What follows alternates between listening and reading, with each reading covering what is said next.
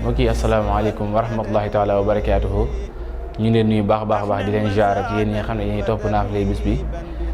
ñu dikkaat ak yéen rek ci seen naafilay bis bi te mooy guddi fukkeel ga ak juróom-ñaar ku ca julli fukki rakka ak ñaar rakka bu ñu def Faatiha benn yoon ak inna anzalnaahu ak qul wallahu ahad lu ci ne ñaari yoon.